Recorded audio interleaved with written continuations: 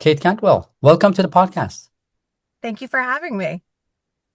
Thank you for making the time. You are right now traveling and you are attending a conference. So I appreciate you taking the time from, I know it's a hassle to juggle all kinds of things. So very much appreciated that you're taking a slice of your time. So question one, where are you at and what are you doing and why are you there? Today I am at Gillette Stadium, home of the Patriots in Foxborough, Massachusetts, on a very windy but sunny day.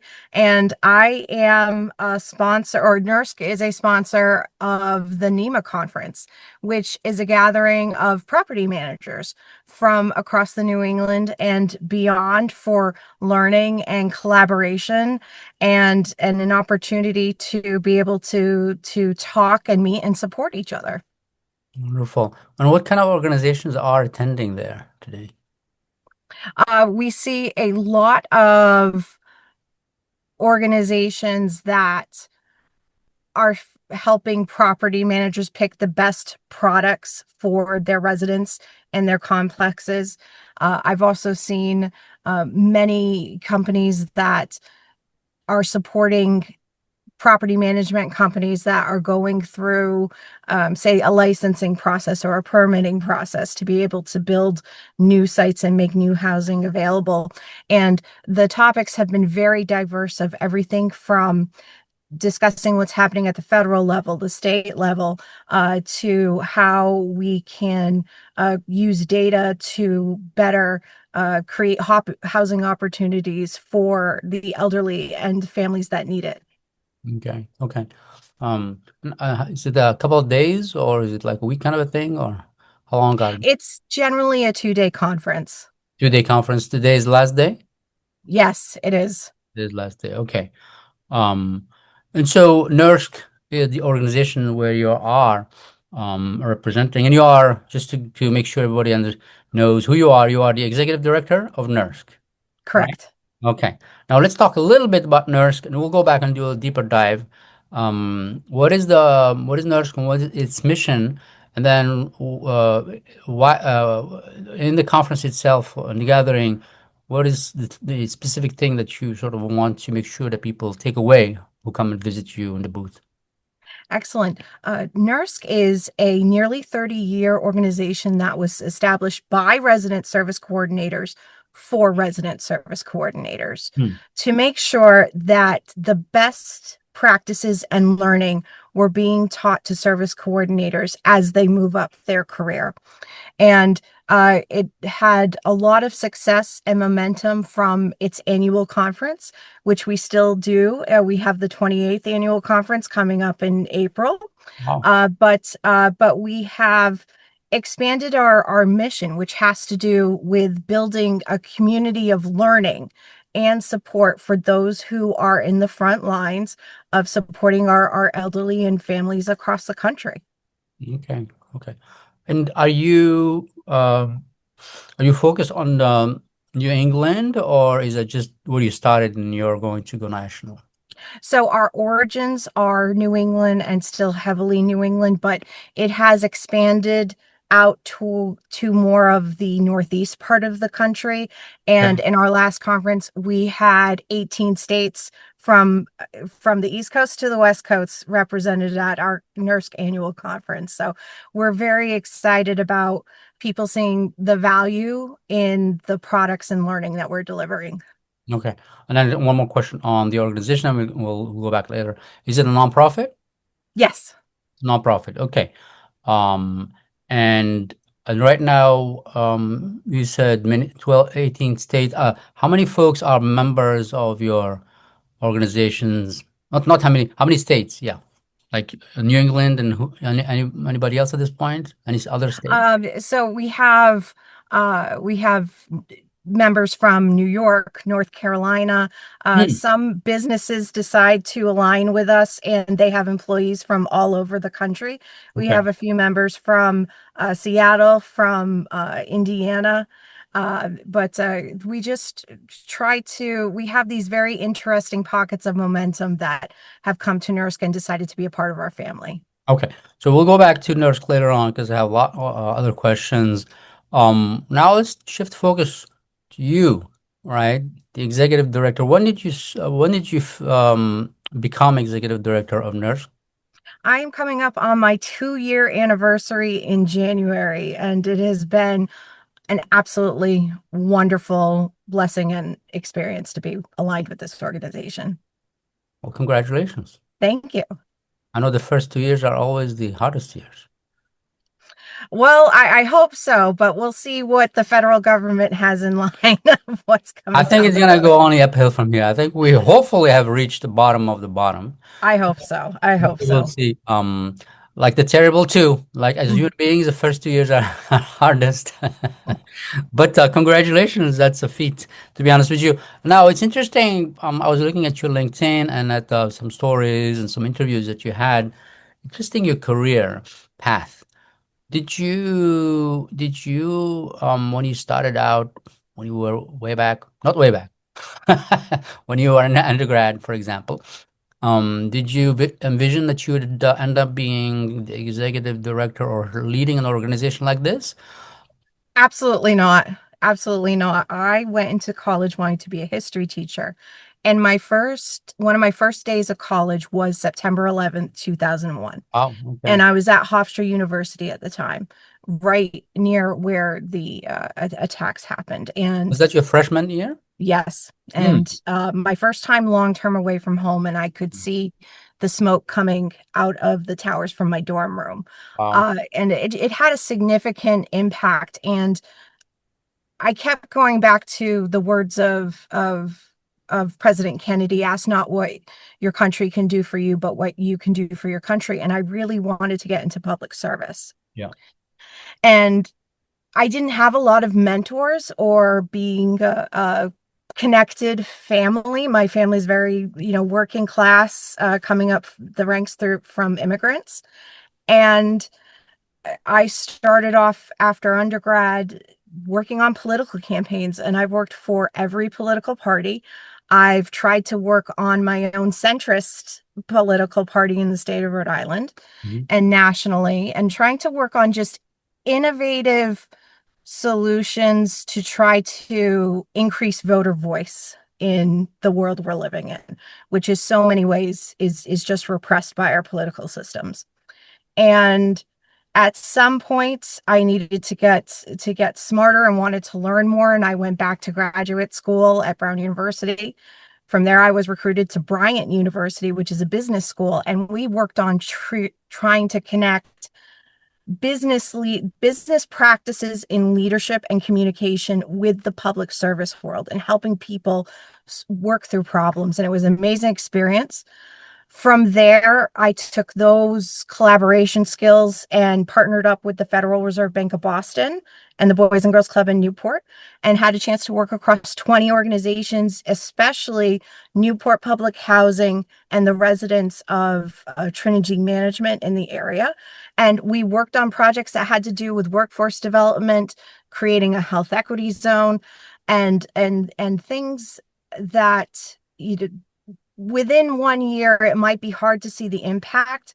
But then when you build up those collaborations and relationships over a number of years, that's where you see transformation in neighborhoods. And so going from there to NERSC, it just seemed like the stars were aligned to help lead this organization and create more resources for the service coordinators doing the work on the ground. Wow. Okay. Well, so that's impressive because you are where you are with a good solid background in terms of, theory and right and processes. So you've done actually theoretical work, and I'm always impressed by people who go from there to actually applying to the real world, meaning dealing with real problems, and the praxis, the word praxis, where you're taking theory, making it real, and then sort of like making it happen, using the concepts that you are accumulated and all that. So that's amazing, and impressive, to be honest with you. And I admire people. You and I have a lot more in common, so we'll talk about that offline. In terms of our, I think the impulse to understand the political context, understand government, how it works, understand the forces that make things happen, and then act within all of that knowledge is, I think, what makes an activist or somebody who's trying to advocate for something or a leader effective. Anyway, so I'm very happy to hear that you're that kind of a person, if I may put it that way. Fantastic. Okay. Thank you. And so um, at this point, tell me what are, if you were to pick three big challenges that, or three things that you wake up in the morning, or have as your top three things to take care of this month or this quarter, what would they be, in terms of your mission within NERSC, but also as a human being, who has values and who has energy and who has sensitivities and so forth, that sort of just give you the energy to get up and do it. What would it? Exactly. And I think the top three things, first off, is helping our service coordinators ride the waves of uncertainty that we are being inundated with every day. And as they and we to a certain extent are being hit with indecisions, confusion, conflicting information, whether it's on purpose or not. Um, there it can be very anxiety inducing and stress inducing for others, and especially for our service coordinators who are being asked to be the expert for their residents and trying to support them in our communication and training to be able to ride those through and for them themselves to be able to come to work every single day even when it's hard. Um the the recent government shutdown and making sure that we are communicating the best information we can every single day and the most accurate from trusted and reliable sources. That takes a lot of bandwidth. And number three, just trying to look to the future and opportunities to bring good things from the organization and to our communities, because even though there's so much darkness around us and challenges, there's still good work that can be done and can be accomplished as we look to 2026. Yeah, yeah. No, I agree. I've had the the pleasure and the fortune for the last, I don't know, 3 years, because my business has taken me there to engage with lots of service coordinators, face to face, one on one. Um, and I'm impressed by, you know, I'm happy. I know that the world keeps on going because of people like that. They do a lot, and it's often a thankless job. And for sure, they're not being compensated anywhere near what they deserve. But they just go out of their way to do things, right? And what's interesting, what I've discovered in life in general, is that people who have less tend to just go out of their way to be generous. I don't know why. I don't know. It's a psychological thing, probably, right? Because you are close to the pain. And they themselves actually feel that pain, right? They are deprived. They do. They Yeah. do. Not only with navigating their own life, but the secondary trauma that Mm. they're experiencing with their residents and trying to help them and support them. And I think it goes to actually the title of your podcast, where it's called Big Aging in Grace grace. versus Aging with Grace, Right. where people who are drawn to this service, they see the blessings in their life and they want to be able to constantly give back in the ways that they can. And life offers us so many more opportunities to be able to give back than I think an individual normally would realize. Yeah, yeah. Now, what's interesting are two things in my mind, right? Number one is that we are blessed to live in a country of plenty. There's no doubt about that. I mean, there are just shocking numbers concerning the waste of food just thrown. Okay, that's one. And I think number two, I think there is a crisis of meaning, to be honest with you, not only in the US, but maybe in Western Europe and perhaps across the world. People are looking for meaning in their life. And you can see that wealth and money does not give you meaning. You can see all these billionaires all of a sudden doing crazy things because they want to have meaning, right? And Exactly. they end up living in their bubble and sort of thinking that meaning is, I don't know, buying more yachts, or I don't know.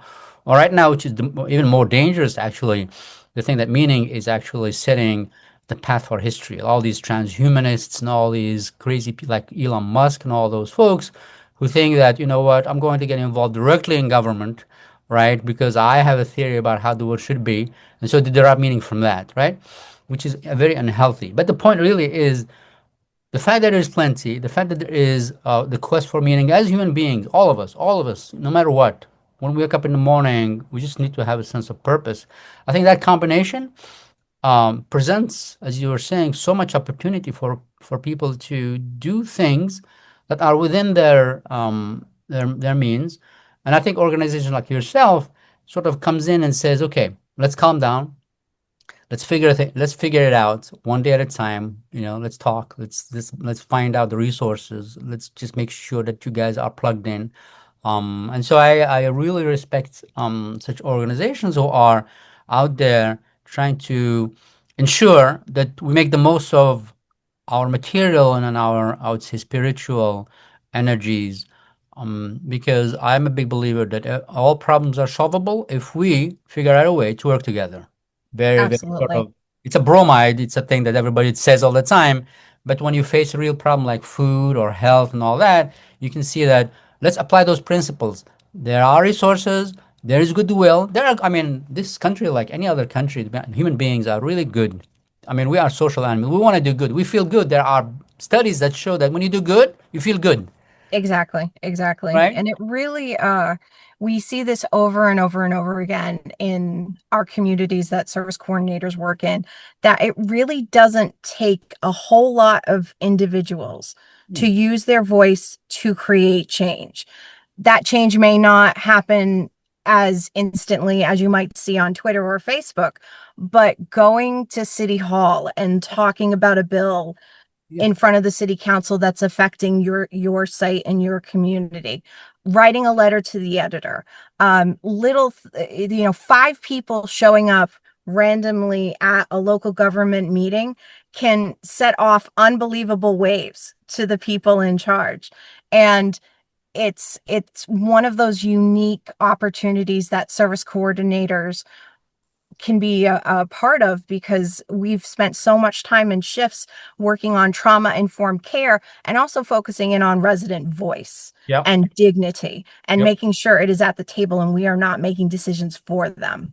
Yeah, yeah. Now, what I've noticed among the service coordinator, I haven't spoken to as many as you have, maybe a few dozen, is that they always have in mind the residents. They're always like, okay, how do they feel about it? They are grounded in that mission, in the mission of the bottom line is, are they going to be able to eat? Are they going to be able to feel secure? Are they going to be able to have the transportation that they need, right? As opposed to just big concepts. So, I mean, yeah, I think service coordinators, to be honest with you, that's why I'm sort of really attracted to this space in terms of a constellation of problems, is that you have the most vulnerable in our society, most neglected. Um, you can say children, but children often are, yeah, children are neglected and so on, but there's a future for them, and so there's investment. But here, it's like the most vulnerable. Let's say, imagine you are a poor or person who can't afford to live anywhere, right? As far as a lot of folks who just live in their bubbles, you don't exist, or your problem is not as much of an urgency as, which is astonishing, right? Because a society that doesn't take care of its elders, at least, Exactly. I'm sure in all cultures that come, is there's something wrong with that society, right? That you don't take care of your old folks because you're going to be old first of all. Plus, these are people who have contributed. These are people who have had careers, who have brought. Without them, there wouldn't be us, really, it's literally, right? Exactly. Um, and so let me ask you this. So you nurse, and then there is the American Association of Service Coordinators, organizations that are together doing a lot of good things. There's a lot of intersection, but you guys are doing separate things. But I I just want to make sure that people don't get confused that, hey, what's going on here? Who are these organizations? Are they competitive and so on? Tell me how you see yourself, your organization, meaning, and then the American Association of Service Corps, and any, I'm sure there are other organizations that do like, I don't know, leading age and all that. Mhm. Um, how do you see all of that? Thank you.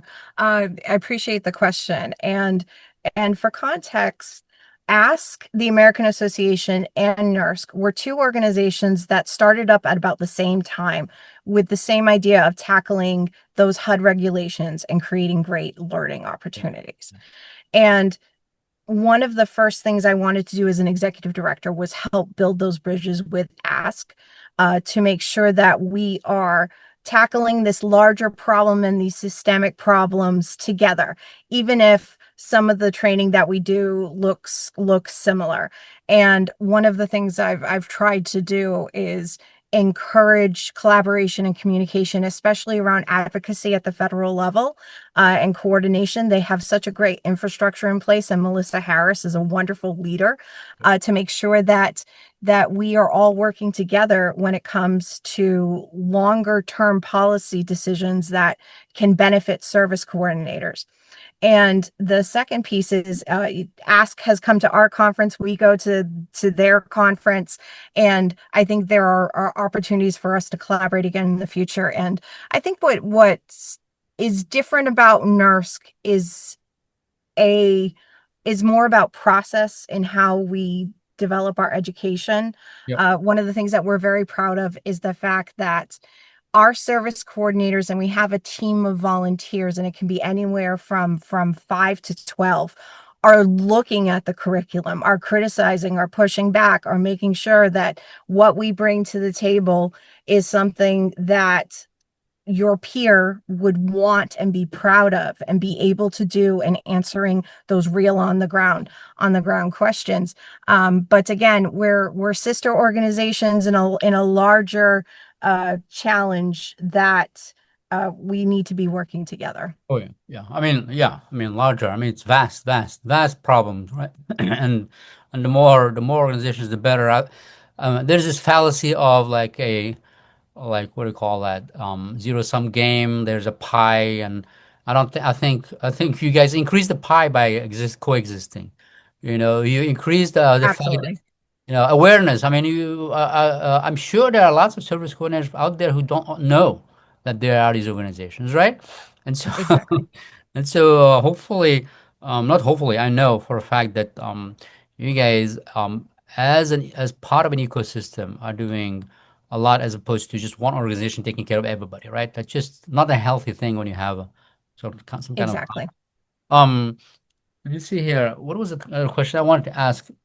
Oh yeah. So I want to make sure that everybody who's listening is aware that Witlingo is going to be in the conference. We'll get a booth, or let's see how much money we do between now and then so we can afford as big a booth as possible or presence. Tell me a little bit about the upcoming gathering in April. So our annual conference for the past few years, it takes place at Mohegan Sun in Connecticut, because they give us wonderful pricing, so we can include as much food and as many days as possible. It's a 4-day conference. We know that a lot of service coordinators might be paying for their education out of their own pocket, and so we Mhm. try to stretch those dollars as much as we can. Really, And they pay for the education from some our of them, yes, yes, especially on the end of smaller companies yeah. where where requirements are much looser. Mm. Or say the employer might be paying for their registration fees, but only paying a certain amount towards food. Or it's not enough for a daily allowance. So again, we try very hard to make sure we Does um, HUD provide any money for folks to train up It depends on the grant. on the grant? And again, we try to incorporate as much into the cost of our as much food into the cost of our registration fees as possible. Our theme this year is reimagining resident service coordinators. Hmm, nice. And we're all being asked to do more with less. So that comes with the themes of collaboration, technology, and trying to see how we can keep the work moving forward without burning out. Yeah. And that's going to be a great opportunity. Registration is going to be opening up in January on our website, nerscinc.com. I mean, sorry, nerscinc.org, nerscinc.org. And we also host quarterly free CEUs. We have an online webinar library that our members who pay certain membership fees can access, which is all still very What's affordable. this? I'm sorry. So, What's a but C oh, sorry, continuing education unit. unit? Okay. Um, and then, so these folks, meaning the service coordinators, um, they are trying to constantly upgrade their portfolio, obviously, I'm assuming, right? So they can Absolutely. command a little bit more compensation for their, for their labor. What kind of things right now? Let's say I'm a service coordinator. I just started. I've been doing this for 2 years. What kind of certification would move my career a little bit, in the right direction? The great piece about service coordinators is that there is a lot of overlap with different programs. Hmm. Our sister organization Ask offers this professional service coordinator certification through Ohio State, Mhm. but also courses in human development, elderly care, dementia that can be done at a community college level, can also be a credential for moving forward in your career. And one of the things that we're working on in 2026 is looking at some micro credentialing, Hmm. associate's degrees, or other type of higher education accreditation that can be included as part of your work with NERSC, which we're really excited about for 2026. Well, well, I'll tell you what. You and I should brainstorm offline because I have right now. There's and I tell my son who is just started working, right? Finished college, started working. And then obviously AI is a big thing right now. It's threatening jobs and so on and so forth. So there's a whole lot of anxiety about how to ensure that you are future proof. And one of the ways to be future proof is to be aware of the tools out there that enable you to do things that just last year would have been seemed impossible or extremely tediously time consuming and resource consuming, right? And so I think people who are hiring across the board, not just with service coordinators, are looking for, well, how much do you know about these tools, right? Exactly. Right. And so since we are a technology company, I would love to talk to you about what can we do together about certifying folks for, I don't know, AI tools for service coordinators, and very specifically being able to solve A, B, and C in a way that will deliver value, cut costs, increase morale across the board for both the residents and service coordinators. So I think there's a massive opportunity there to do something, but let's talk about that offline. But in any case, we are committing to being there. It's going to be in the spring. What's the closest airport to that place? So you can easily get there from Bradley, Connecticut, or Providence. A little further out too. It's not that far of a drive from Boston or New York either. Oh, So you definitely have some pricing flexibility when it comes to getting there, as well as there is a train that goes to Amtrak train that goes to Mystic, Connecticut. That is also within easy reach of Mohegan Sun as well. okay, okay. Anyway, no matter what, we'll be there. Make sure that we are going to represent. We will make sure to include, with the show notes, all the links that you'd like us to include, obviously the website and anything else. Anything else you want to share for 2026? What's coming up that is exciting? Great, exactly. So as I shared, we're trying to explore affordable micro credentialing and Yeah. and higher ed. We are going to be hosting some smaller events at places where maybe service coordinators are very cut off from their colleagues and peers.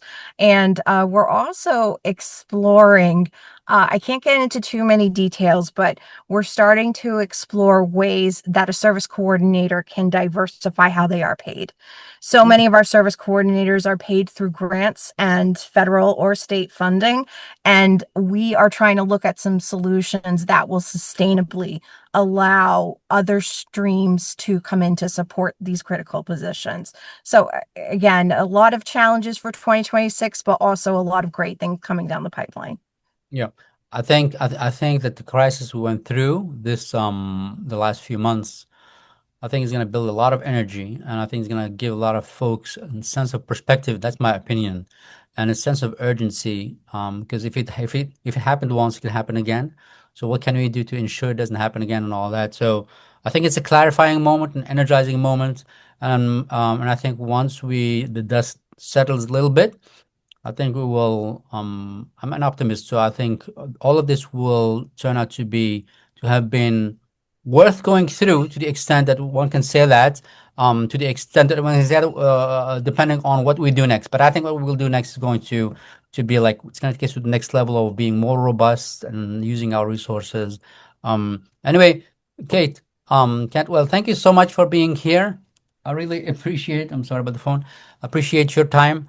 And then obviously we will be collaborating. I love it. I love it. Thank you so much for hosting us. And we're looking forward to being able to come back and talk about the great work that's being done. So thank you, Albert. Thank you, Kate. Take care. Thank you.